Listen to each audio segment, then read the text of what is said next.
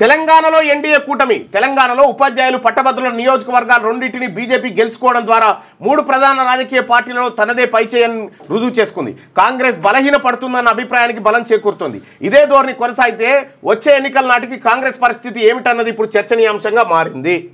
రేవంత్ రెడ్డి గారు ఓవుడు అది ఓడిపోవుడు ఖతం అయిపోయింది. కాంగ్రెస్ పార్టీ చర్చనే లేకుండా అయిపోయింది.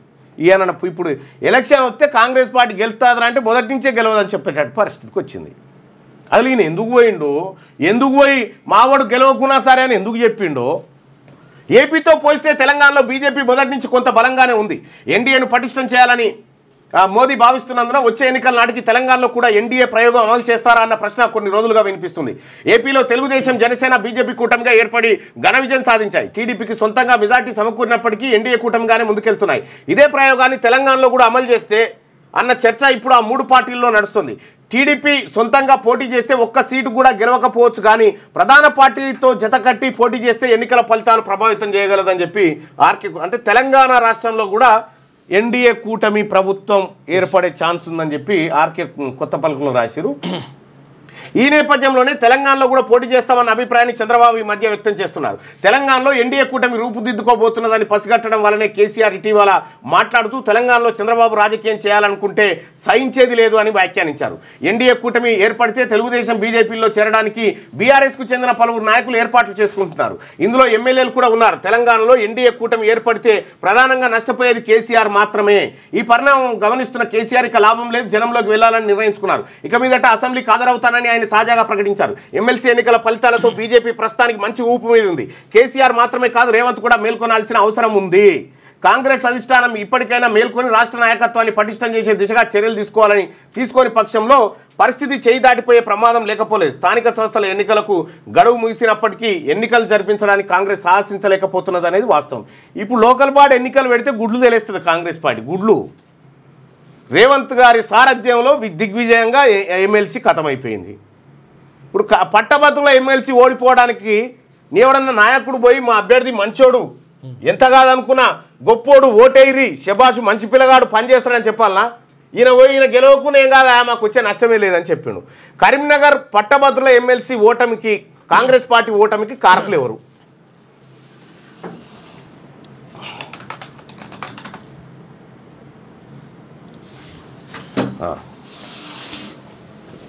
ఓటింగ్లో పాల్గొనండి. కరీంనగర్ పట్టభద్రుల ఎన్నికల్లో కాంగ్రెస్ ఓటమికి కారకులు ఎవరు? రేవంత్ రెడ్డా లేకపోతే అభ్యర్థా? కన్నీళ్ళు పెట్టుకొని చెప్పిండు నాకు కుంప ముంచిపోయిండని. పైసలు కూడా బాగానే పెట్టినాడ, అటు ఇటు 100 దాకా గీకిరట.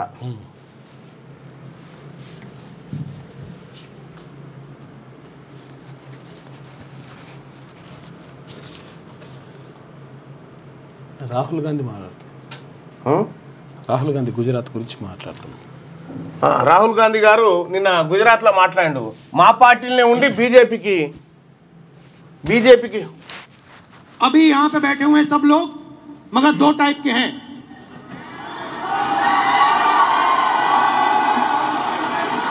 एक है जो जनता के साथ खड़ा है, जो जनता के लिए लड़ता है, जो जनता की इज्जत करता है और जिसके दिल में कांग्रेस पार्टी की विचारधारा है.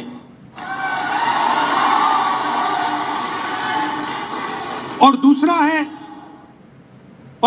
है जो जनता से कटा हुआ है, दूर बैठता है, जनता की इज्जत नहीं करता है,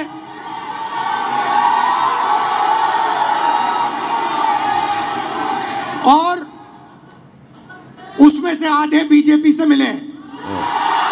అందులో సగం మంది బీజేపీతో కలిసిరు, మా పార్టీలోనే ఉండి బీజేపీ పనిచేస్తారు. ఇక్కడ మనం రాహుల్ గాంధీ గారు మనం ఒక గుజరాత్ కథనే కాదు, ఇక్కడ మహబూబ్ నగర్ సీటు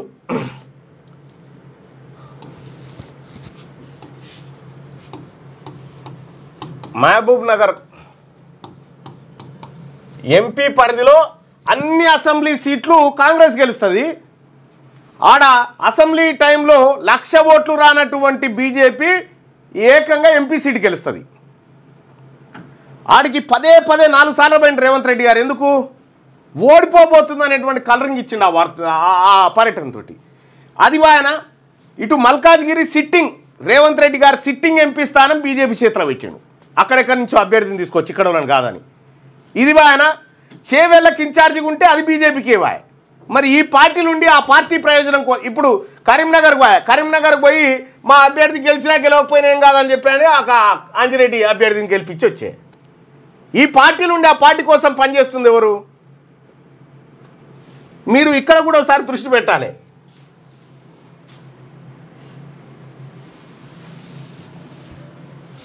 ఇక్కడ కూడా మీరు ఒకసారి దృష్టి పెట్టాలి. రైట్గా కరీంనగర్ పట్టభద్రుల ఎన్నికల్లో కాంగ్రెస్ ఓటమికి కారకులు ఎవరు? 178% మంది రేవంత్ రెడ్డి కారణం అని చెప్తా ఉన్నారు. కరీంనగర్ పట్టభద్రుల ఎన్నికల్లో కాంగ్రెస్ ఓటమికి కారకులు ఎవరంటే రేవంత్ రెడ్డి. 178% మంది అభిప్రాయం అది. మార్నింగ్ న్యూస్ చూస్తున్నటువంటి మిత్రులారా లైక్ బటన్ క్లిక్ చేయండి, అలాగే షేర్ చేయండి. 178 మంది కరీంనగర్ పట్టభద్రుల ఎమ్మెల్సీ ఎన్నికల్లో కాంగ్రెస్ ఓటమి కారకులు 100కి పక్కగా రేవంత్ రెడ్డి కారణం అని చెప్పి చెప్తా ఉన్నారు. మరి బీజేపీ అభ్యర్థి గెలుపుకు మీరెందుకు సహకారం చేస్తూ ఉన్నారు? కాంగ్రెస్ పార్టీలో ఉండి బీజేపీ కోసం వర్క్ చేస్తున్నది ఎవరు? మిమ్మల్ని ఎందుకు పదే పదే ఇతర రాష్ట్రాలలో ఆర్ఎస్ఎస్ నుంచి వచ్చిన ముఖ్యమంత్రి మావోడు ఆన్నే ఉన్నాడు, ఏదో ఒక రోజు మాకు మేలు చేస్తాడని చెప్పి ఎట్లా వాళ్ళు చెప్పగలుగుతా ఉన్నారు? లేటెస్ట్ న్యూస్ తెలుగు మరియు ఇంగ్లీష్ అప్డేట్స్ కోసం ఇప్పుడే క్యూన్యూస్ అఫీషియల్ యాప్ ని ప్లే స్టోర్ నుండి డౌన్లోడ్ చేసుకోండి. సరికొత్త సమాచారాల కోసం క్యూన్యూస్ వెబ్సైట్ ని ఫాలో అవ్వండి. ఛానల్లో ప్రాంతీయ, జాతీయ, అంతర్జాతీయ వార్తలు వీక్షించండి.